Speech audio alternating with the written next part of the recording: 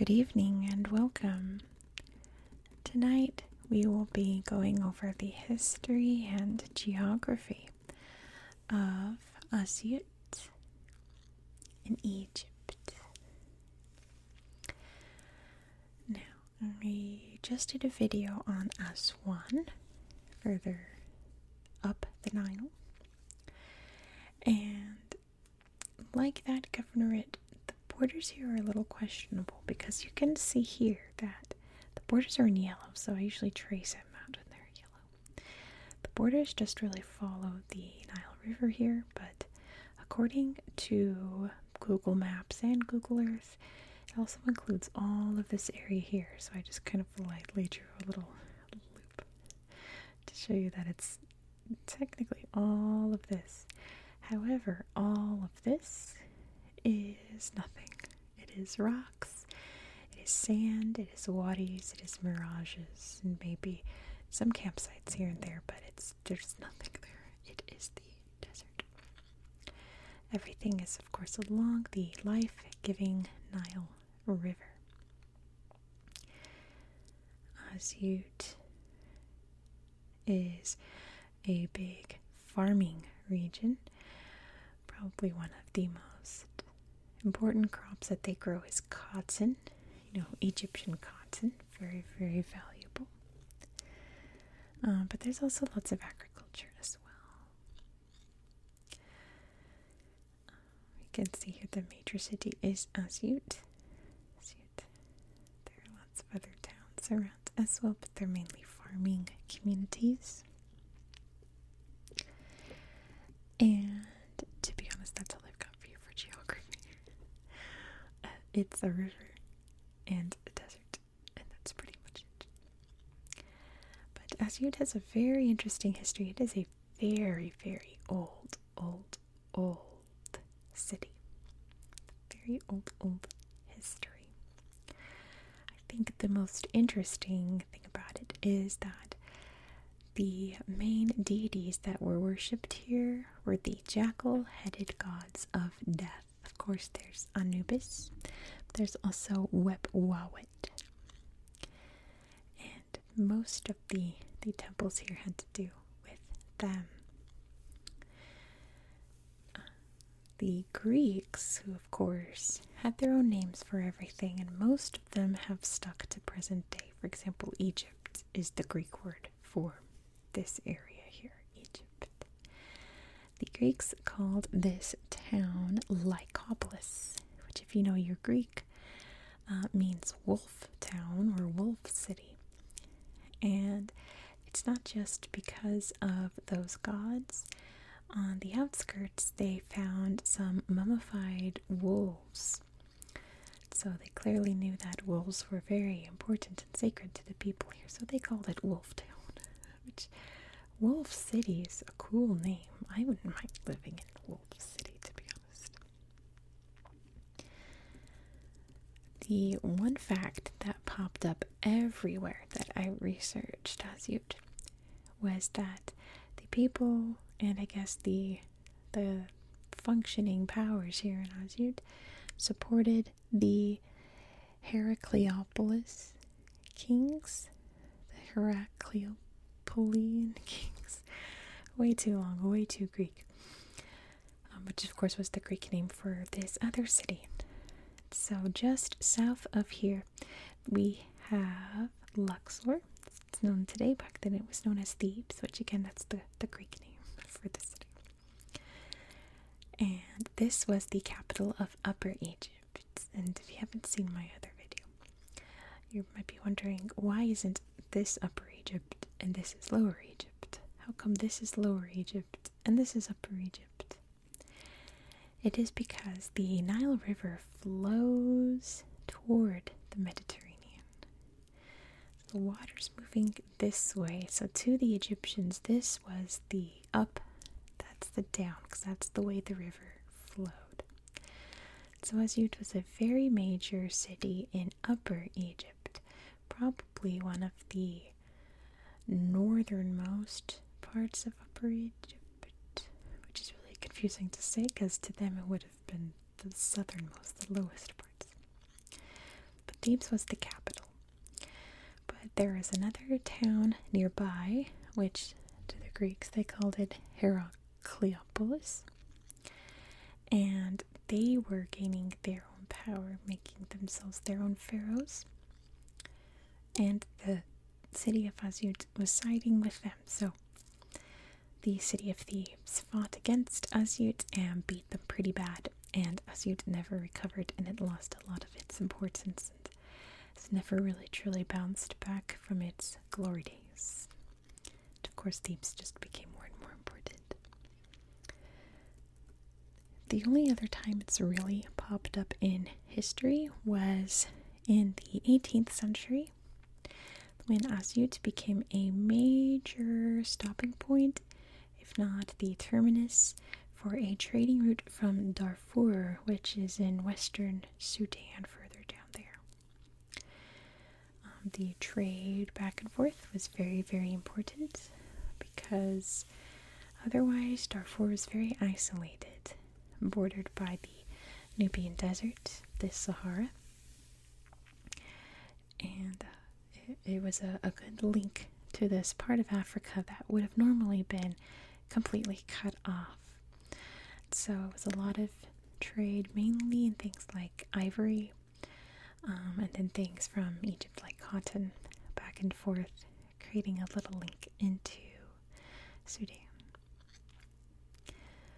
But honestly, the only other things that I saw come up in history would have been from the 21st century, because since the early 2000s and then again in the early 2020s, well, recently of course, many archaeology projects have sprung up here, excavating a lot of the ancient temples and sites, and they've been finding bunches of them.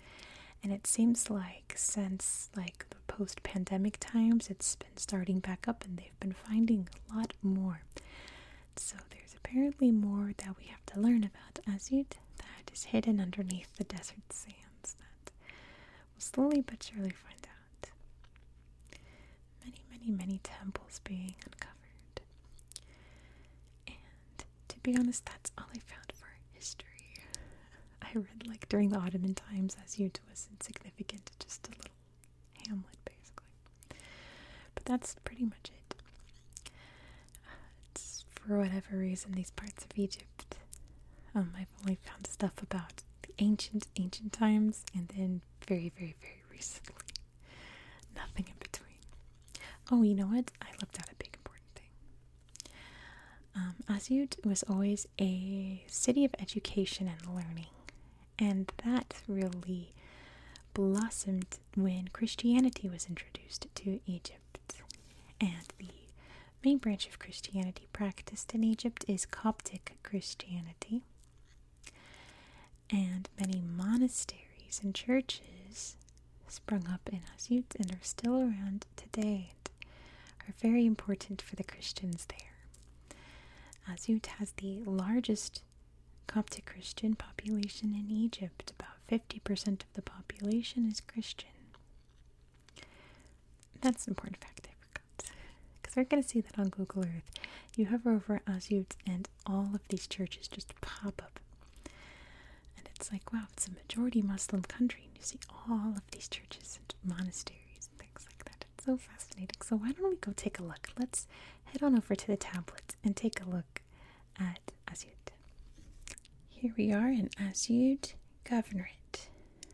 And you can see the borders here according to Google, stretching out here into this absolute nothingness of a barren desert. Look at these wadis, almost looks like a brain, doesn't it? Like nerves and things. Let's zoom out a bit so you can see exactly where we are in Egypt, or maybe you're not sure where Egypt is technically. So here is Africa, northern Africa. You can see the beautiful, massive Sahara Desert. And even from way up here, you can see the green of the Nile River.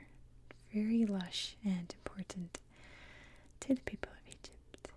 We're kind of almost smack dab in the middle of Egypt, a little farther north in the middle, but nevertheless, this was Upper Egypt, which to us is southern Egypt. And you can see just how lush this area is for farming. All of this dark green surrounding the Nile River. And then you go a little farther out and it's barren desert nothingness, right? Well, there's something here. Hold on. Looks like some kind of factory. Maybe mining. Yeah, that looks like mining to me. Nevertheless, typically there's nothing. There we go. Look at nothing. But what a contrast, right? So lots of little towns surrounded. They are mainly little farming towns and not very many exciting pictures there, but when we enter Asyut, we can see all kinds. You can see some churches over here. And let's see what we find. Let me see, where was I before? I was just like admiring the shape of these communities. I was just kind of zooming in and being like, my goodness, like that's someone's house. And this just mob of a city, right? Then where was I? I was somewhere over here looking at a settlement. I'm not going to find it now, but it was really remarkable from above at least. Oh, it's over here. I mean, my goodness. I don't know if this is the old city or if it's just all baked over, because like there's a mosque, right? Just like so stunning and mysterious from above. There's a big church. I don't know. I like to look at places from above, compare and contrast. Absolutely fascinating. But that's just me. I don't know if that's you. Let's take a look at some of the sites here. There's it. See the big university up here. Very old university. Let's see. We're going to look at some cool churches. There's a big cathedral. Very bright inside, all lit up. Very pretty. Nice big tall tower. Almost looks like minarets, but you can see the Coptic crosses there. Giving a service. Wearing the traditional robes and I guess headdress the priests wear. Almost like a Armenian style. Oops. We don't want that. There we go. As you can hear, I'm stuck to the pages because it's really hot in here. But, yeah. What else do we have? I know there's some. Of course, now they're not popping up. How come this happens every single time? I swear, every time I've loaded Asyut recently, all of these churches and shrines and monasteries appear. It's so pretty. But now, of course, it's absolutely none.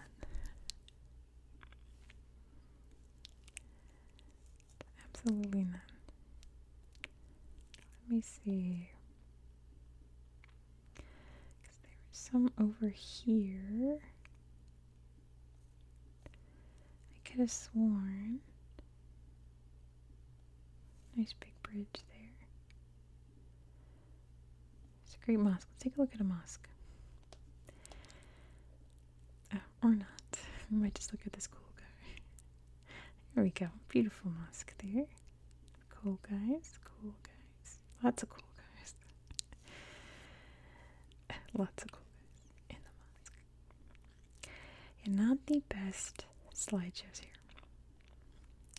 Which is kind of a bummer because there's lots of really cool ancient sites that I read about that you go on Google Earth and it's just kind of So let's see this. It's pretty. Oh, I like that artwork. Mary looks really intense. She looks angry. Wow. It's not a lot of places you see churches where things are written in Arabic, right?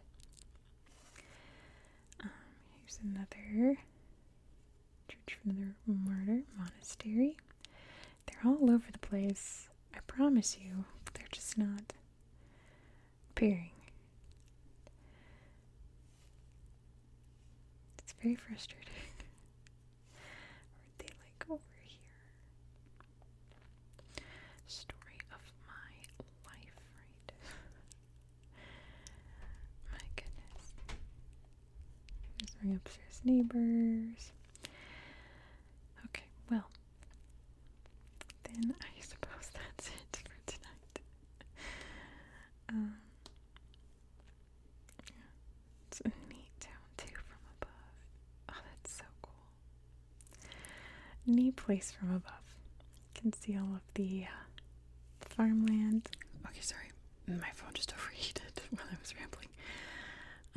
My building is very old, and either our air system produces cold air or warm air, and the HOA decides what it pumps out, and it's not going to pump out air conditioning until May 1st. So we're just sweltering hot here. There's nothing we can do. So I'm just going to cut the video here. And we'll look at this pretty slideshow while I end the video of this pretty church here. Really pretty church. Thank you so much for watching. If you enjoy this style of content, please consider subscribing. This is an ongoing series on my channel where we go to every little corner of the earth. Next, we're going to be heading back over to Chile. You're not going to want to miss this one. We are not only going to see the highest point in Chile, we are going to see the world's tallest volcano.